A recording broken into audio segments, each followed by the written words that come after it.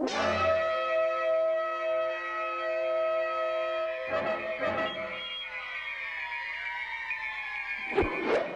they decided to do Friday Part 3, there actually were some alternate ideas tossed around before they came up with the final script. Originally, Steve Miner wanted to take the character of Ginny Field from the second film, which was played by Amy Steele. The idea was to sort of have her have to deal with her experiences of dealing with Jason. She's now in a sanitarium, and she's having nightmares and visions, and murders start occurring in the sanitarium. They don't know, is it somebody else, is it Jason?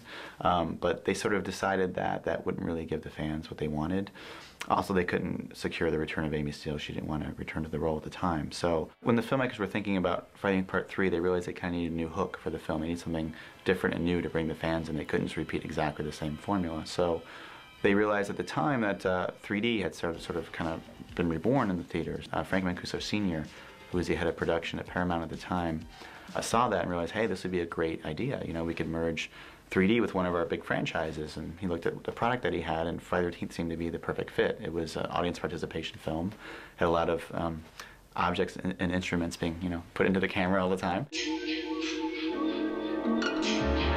I had a neighbor in Buffalo, New York, who said to me one time, he was running the local branch of Paramount Pictures, if I ever become CEO of Paramount, we're going to make 3D movies. We're going to make 70mm movies like they did in the old days, and I'll take you with me.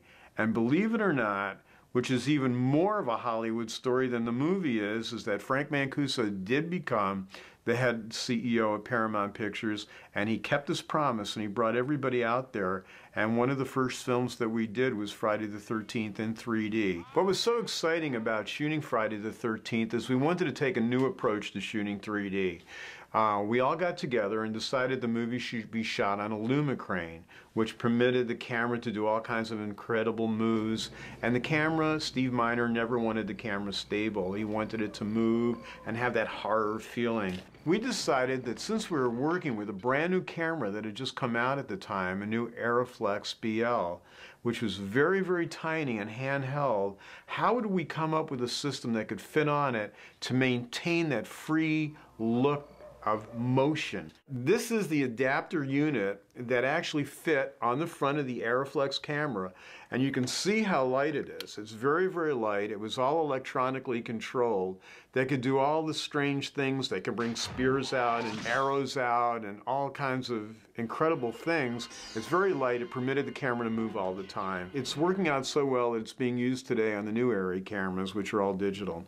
The film was so technical with the 3D, and it was a 3D process that no one had ever done before, and that was really where everyone's focus was, and there wasn't a lot of focus on the acting.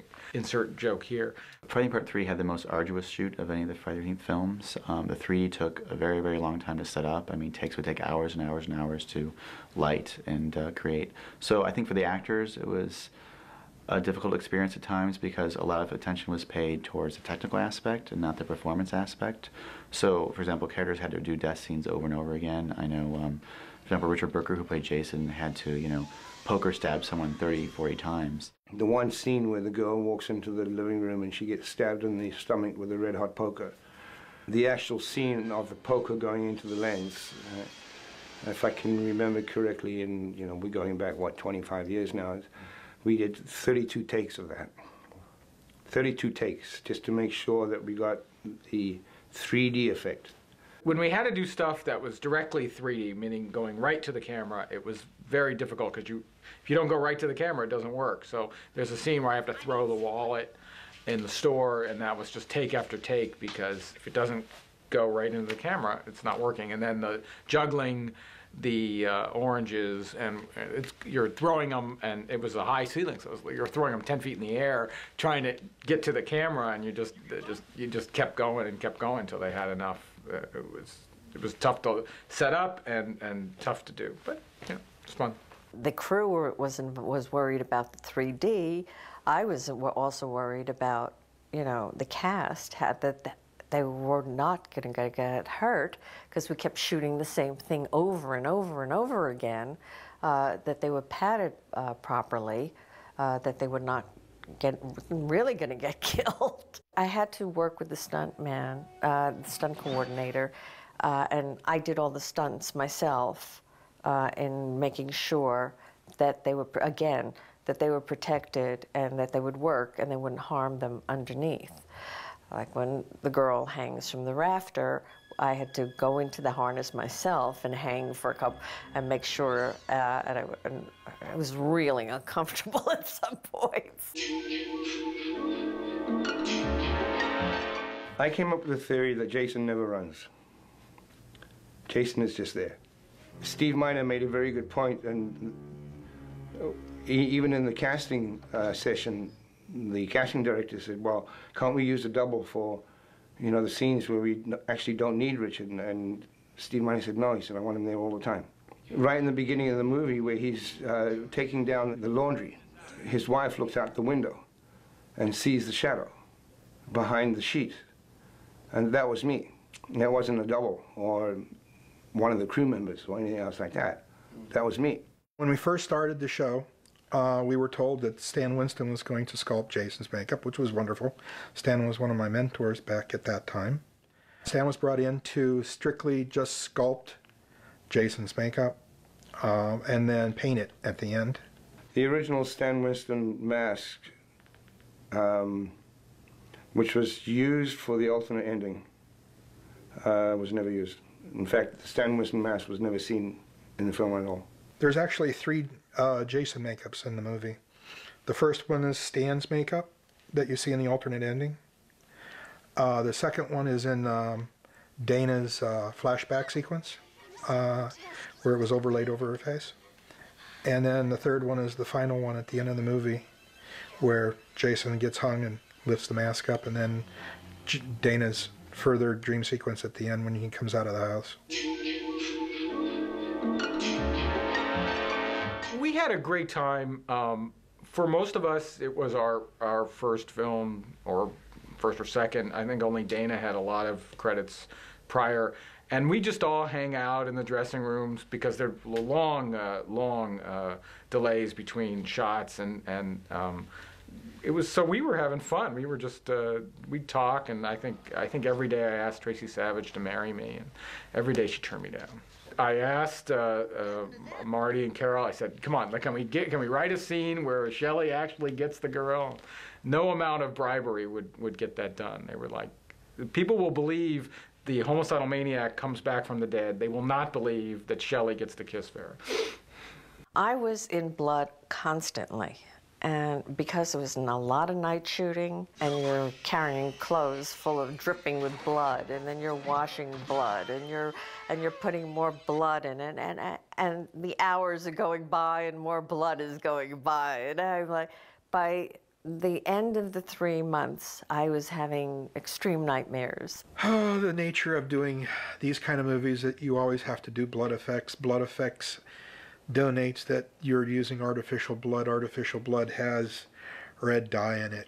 I don't care how much soap you add to it, surfactants or anything else you have, dye is dye. You know, they always ask you, will it wash out? I'll tell them no. Because I'm sure Sandy had a field day trying to wash everything out. I don't know how many tanks we must have gone through. Excuse me. Oh, I'm sure I went through probably 15, 20 gallons of blood at least. The ending changed 3 times from the original ending. The film is basically the same up to the end where Chris thinks she defeats Jason. She hits him in the head with an axe and she goes to go to sleep. Then she wakes up, and at that point, that's when the endings really veer off. The original scripted ending had her waking up and going into the barn and discovering all her friends are dead. And Jason returns, and she actually decapitates him with a sickle. Which you can read in the novelization if you ever catch up on that. But the producers at the time felt that that would be too definitive in terms of killing Jason. They wanted to leave it open. So when it came time to shoot a new ending, Petru Popescu devised an idea of having Chris wake up in a canoe. She thinks she's safe. She runs to the lodge and she sees Rick. Even though we know he's dead, but she sees him in the house, and she gets out of the canoe and runs down in front of the cabin, and you see Rick in the house running parallel. And the camera tracks them both, and then she runs to the front door, opens it, expecting to see Rick. It's actually Jason. And he takes her head off. And then she wakes up. It's just all been a dream. And they actually filmed this ending. Why they didn't use it, I don't know. I remember watching them filming, and it was terrific, and I thought that it would have been great. The producers decided that they really want to kind of go back to the classic idea of Jason kind of bursting through something or coming out of the water. So they scrapped that ending, and they devised a new one, which has Chris waking up again in the canoe. She sees Jason at the window, and suddenly he disappears, and she doesn't know what's going on, and Mrs. Voorhees pops out of the water at her, sort of recreating the ending of the original Friday the 13th, where Jason jumps out of the water. So it sort of brings the whole idea full circle. Part 3 was the most successful of any of the sequels to Friday the 13th until you got to Freddy vs. Jason. But at the time, it was really, really successful. It was the #1 movie the week it came out. It was #1 the week after it came out, and it actually came out the same exact weekend as Fast Times at Ridgemont High. I was so excited to get a call from Frank Mancuso the weekend, Sunday I think it was, of the opening week, and he said to me, 28. And I said, 28? You mean 28 screens didn't work? And he goes, no, we've done $28 million. And what's amazing to me right now in 2008 is that movies have opened all this year with an opening weekend of $7 million. And so would you realize what $28 million means in 1982 money?